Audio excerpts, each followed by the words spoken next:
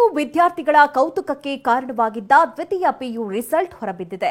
ಹಾಗಾದ್ರೆ ಈ ಬಾರಿ ಯಾರು ಟಾಪರ್, ಯಾವ ಜಿಲ್ಲೆ ನಂಬರ್ 1 ಪಟ್ಟ ಎಲ್ಲವನ್ನ ಬನ್ನಿ ನೋಡೋಣ.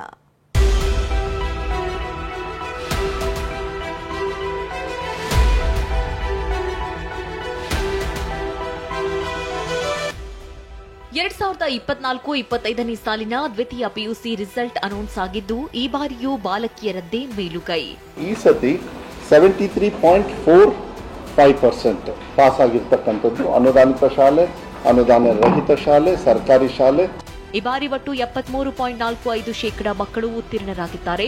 ಉಡುಪಿ ಜಿಲ್ಲೆಗೆ ಈ ಬಾರಿಯೂ ಮೊದಲ ಸ್ಥಾನ ಸಿಕ್ಕಿದೆ. 93.90% ವಿದ್ಯಾರ್ಥಿಗಳು ತೇರ್ಗಡೆಯಾಗಿದ್ದಾರೆ. ಯಾದಗಿರಿ ಕೊನೆಯ ಸ್ಥಾನ ಪಡೆದಿದ್ದು 48.45% ವಿದ್ಯಾರ್ಥಿಗಳು ತೇರ್ಗಡೆಯಾಗಿದ್ದಾರೆ.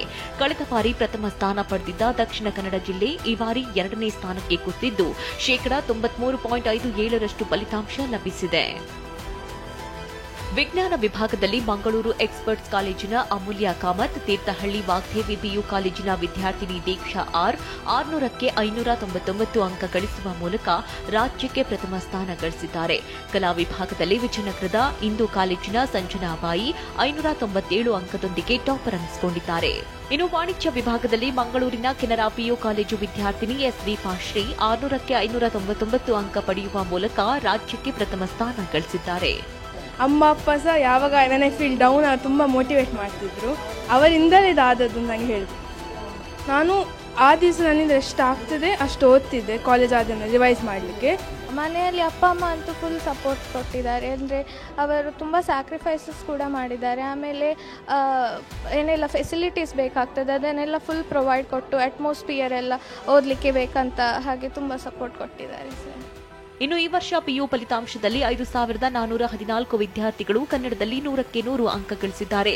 ಇಂಗ್ಲಿಷ್ ವಿಷಯದಲ್ಲಿ 11 ವಿದ್ಯಾರ್ಥಿಗಳು 100ಕ್ಕೆ 100 ಅಂಕವನ್ನ, ಗಣಿತದಲ್ಲಿ 4,038 ವಿದ್ಯಾರ್ಥಿಗಳು 100ಕ್ಕೆ 100 ಅಂಕ, ಭೌತಶಾಸ್ತ್ರದಲ್ಲಿ 496 ವಿದ್ಯಾರ್ಥಿಗಳು, ಇತಿಹಾಸದಲ್ಲಿ 958 ವಿದ್ಯಾರ್ಥಿಗಳು, ರಸಾಯನಶಾಸ್ತ್ರದಲ್ಲಿ 613 ವಿದ್ಯಾರ್ಥಿಗಳು, ಗಣಕ ವಿಜ್ಞಾನದಲ್ಲಿ 1,137 ವಿದ್ಯಾರ್ಥಿಗಳು 100ಕ್ಕೆ 100 ಅಂಕವನ್ನ ಪಡೆದಿದ್ದಾರೆ.